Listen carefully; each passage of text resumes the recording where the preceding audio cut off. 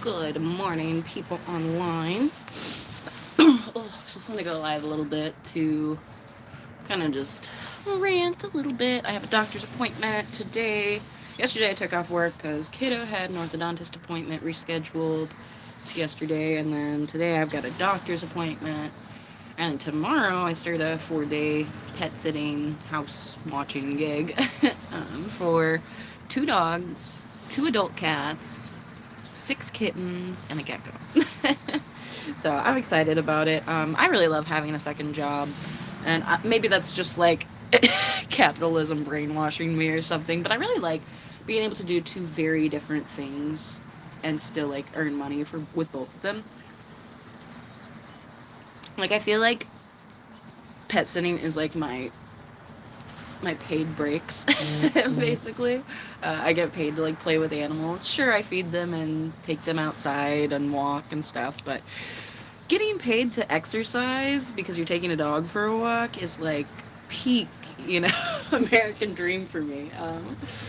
Getting paid to exercise, yes, that's my favorite.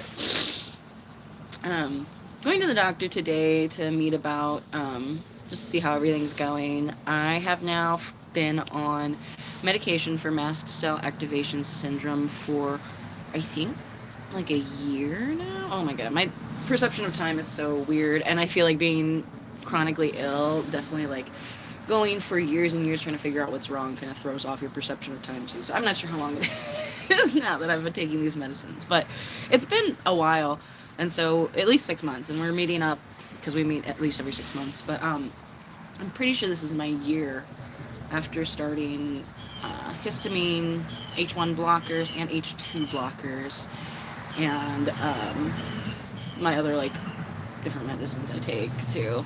I take low dose naltrexone, which is in regular doses. It actually helps people who are struggling with addiction, which I think is pretty cool. But in low doses, helps with chronic pain. And I definitely have noticed it has helped. But I also too, I feel like I'm at a point where like the benefit of the medications has kind of plateaued, and I still like am struggling with flare-ups from like barometric pressure, temperature, things like that. And I would love to see like what the next like level of treatment is, because I my doctor's really good. She works with this guy who is like the mast cell guy in St. Louis, and when I first met with them, like after getting diagnosed, they went over how there's like 3 different like tiers of treatment that they do. And so the first one was the one I'm on, the histamine blockers, low dose naltrexone, yada yada. But now I am interested in looking into like the next phase of treatment for mast cell activation syndrome. I've seen online from other people who have been like diagnosed and stuff. Oh, okay. Sorry if you're just joining. I have mast cell activation syndrome. So I was diagnosed with mast cell activation syndrome about a year ago. It came from a COVID infection. And so mast cells are basically your body's immune system, like big guns. So when you go into anaphylactic shock, that's from your mast cells activating like all the way. When you have mast cell activation syndrome, what happens is those mast cells that usually cause anaphylactic shock, they just trigger like a little bit for like no reason whatsoever. And so that's what I've been struggling with since I got COVID in 2020. And it took me like 3-4 years to get diagnosed.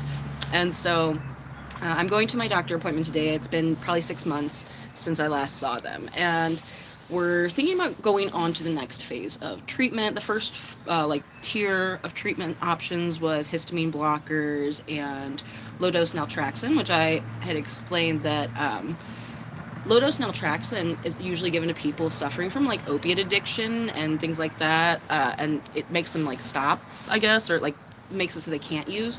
But when you give that same medication in a very, very small dose, like we're talking, the normal dose is like 100 milligrams. I take 4.5 milligrams, right? So it's a big difference. It's a low dose.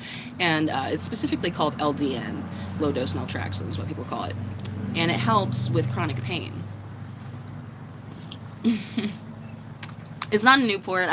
Unfortunately, it's a red. But yeah, coffee and cigarette is definitely breakfast. They go together like peanut butter and jelly. But yeah, I've got a doctor's appointment soon. I'll have to leave at like 9:40ish. I think I got like 50 minutes. But yeah, it's nice having today off work, even if I do have to go to the doctor. But hopefully we can go on to the next round. I'm not sure what the next tier of treatment is, if it is like different injections that they have talked about, which I kind of was not stoked about, going to that. But I'm kind of at the point, like I said, where the benefits from treatment have kind of plateaued, and I still struggle with like a lot of pain. And it's so stupid. When the barometric pressure changes, I go into a flare-up. My body's like, I need to be allergic to something. And I'm like, it's the fucking weather. Stop it. Like, I don't understand why bodies work this way, and I feel like I've said this a million times. Let me talk to the manager. Like, whoever designed this, why is this possible? It's dumb. But I am grateful. Like, for the first few years, trying to figure out what was wrong with me was like very defeating and hopeless. When you're just like in constant pain and people are like, don't know what's wrong. Maybe it's in your head. You're like, fuck me. I think especially being like female, going to the doctor, I feel like a lot of male doctors do not take you seriously when you talk about being in pain. Like, literally one time I went to the ER for having an ovarian cyst rupture inside of me.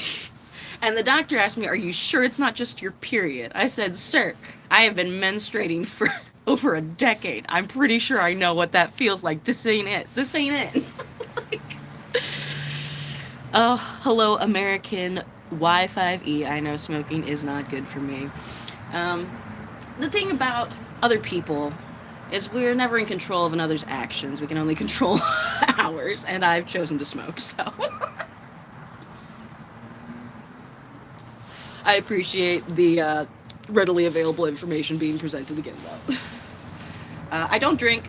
I don't do, like, drugs, so I'm okay that my addictions are coffee and cigarettes. I'm not perfect. I'll get to better eventually, and I'm working on it in my own ways, but, I just feel like I need one vice at least, like.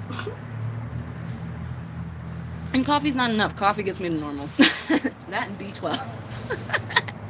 And I know, when fighting a chronic condition, definitely being in the best health you can be is paramount to getting and feeling better. It's not, though, like, something that I will just ever get over, I don't think. My body has been changed by COVID, and so now it's more just about finding a way to get back to a baseline. And I do feel like I've hit a good baseline. The histamine blockers are awesome, and for anyone out there that struggles with mast cell activation as well, Claritin is an H1 blocker. Pepsid AC, or the famotidine, is an H2 blocker. These two little, like, over-the-counter things, basically, have helped me so much. Like, they stopped me from going into these, like, constant flares.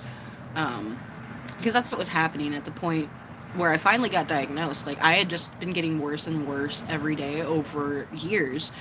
And by the time I finally got diagnosed with mast cell activation syndrome, it was like I was having multiple flares every day.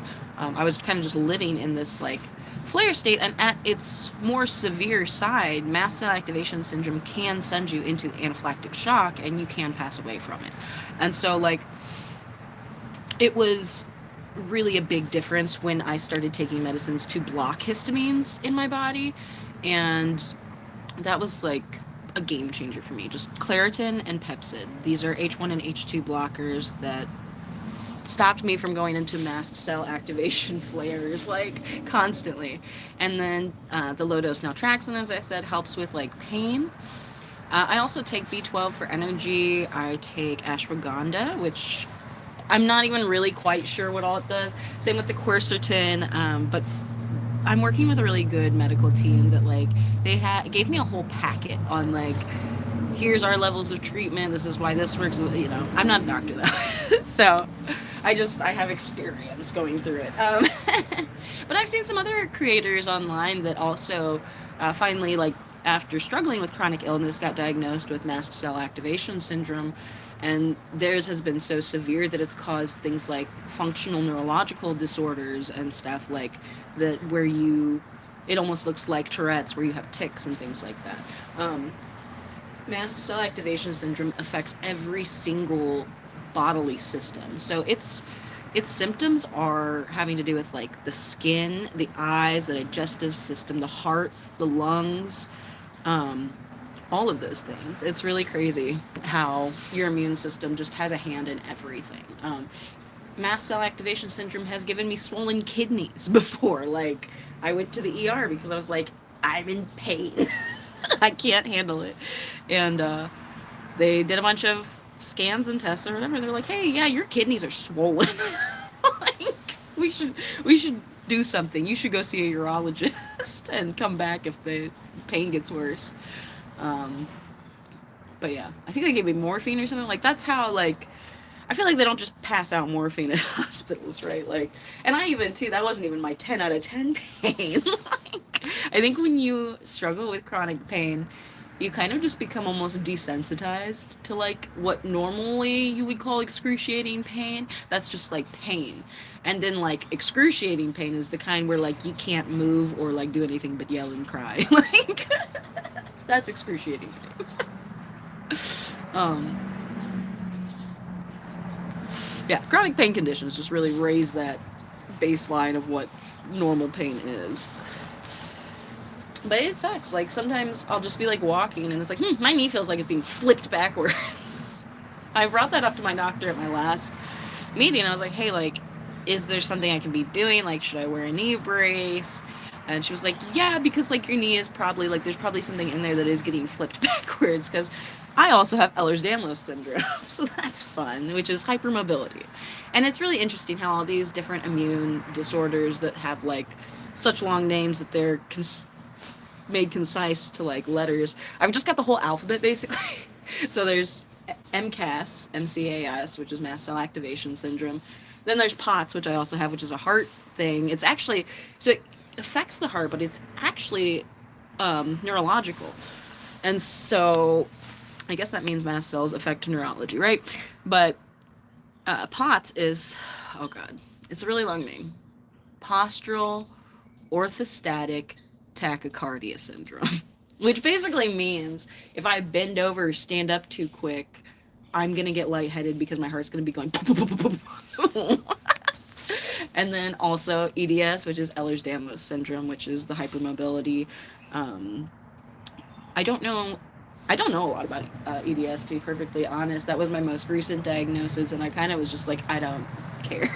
Like, I started taking collagen. Maybe that helps, but not really. I haven't noticed too much of a difference, to be perfectly honest. I would have thought that collagen, like adding that more to my diet, would help with connective tissue, but apparently not. I've also been taking these like beef organ supplements that are like pretty much the same ingredients as Primal Queen, but not Primal Queen prices, nor is there a subscription. I paid like $10 for a bottle on Amazon, but it's beef organ supplements. Haven't noticed really a difference there either, except that my period was only 3 days, which was maybe TMI, but that's pretty cool. I don't know. Taking bovine uterus does not seem to be doing much for me. I thought it would. Again, this whole idea of like, you are what you eat, I feel like it should work that way, but it does not seem to always. I think what's really probably going to help, I need to like figure out the base like chemicals of like the smallest bits of what I really need in my body to be making all the complex bits, and give myself those, you know? Because I feel like, in theory, yes, consuming like cow uterus would have the minerals and nutrients that like human feminine uterus needs, but I think maybe when we take in that, it still has to break it down into smaller bits that doesn't necessarily translate to like the more complex bits coming back, you know? I don't know. The human body is a mystery to me.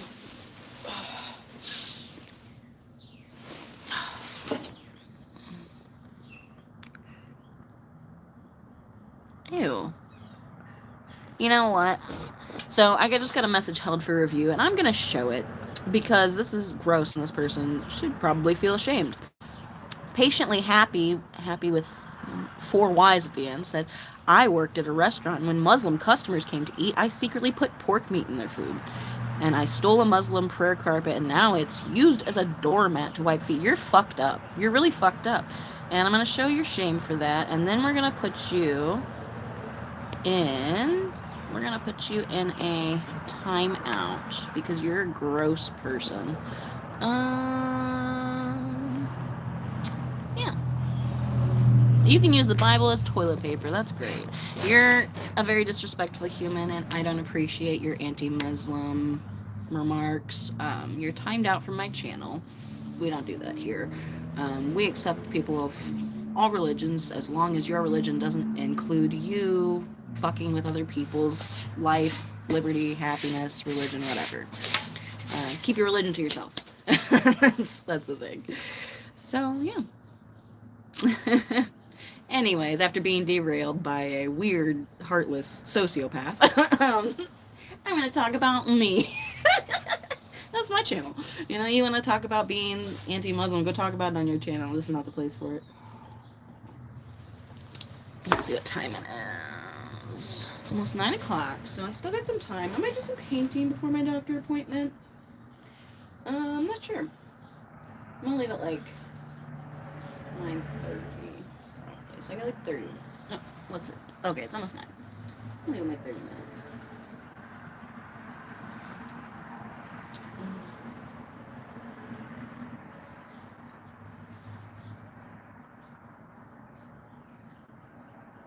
The birds sound beautiful. I don't know if YouTube can hear the birds or not.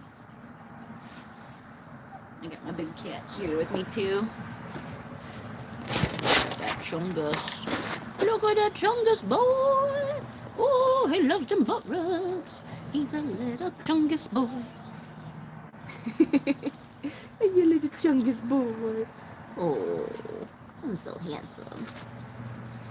I love you. I do. I love you. Oh, sweet baby. Where's my June butt? Where's my June butt? Oh, here's my June butt. You guys want to go inside?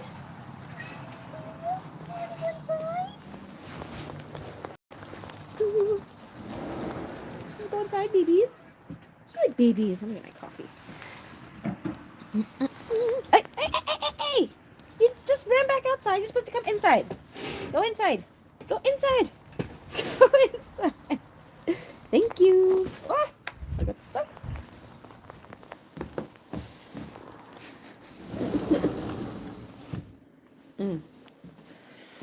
I should probably eat. I'm just not hungry.